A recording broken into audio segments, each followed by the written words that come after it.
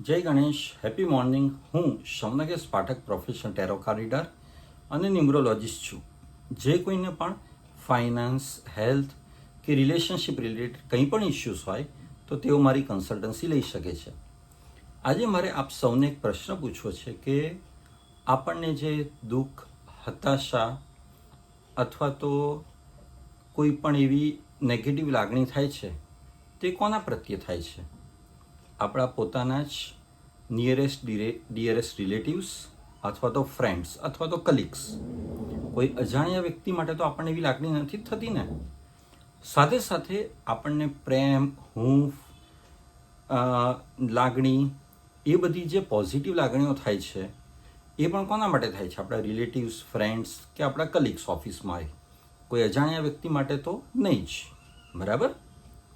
તો જે આપણા નિયરેસ્ટ એન્ડ ડિયરેસ્ટ છે, જે આપણા માટે સારી લાગણી ધરાવે છે, એ શું આપણને દુઃખી કરી શકે? ના.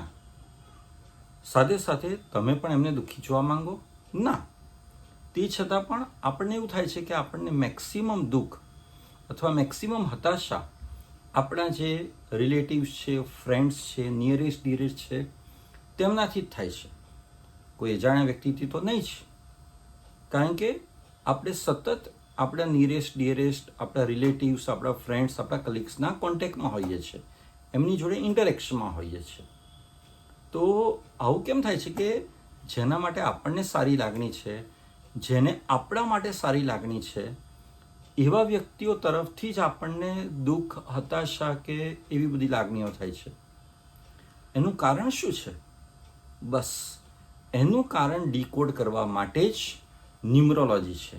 આ બધા જ જે પ્રશ્નો છે તેના જવાબ ન્યુમરોલોજી પાસે છે.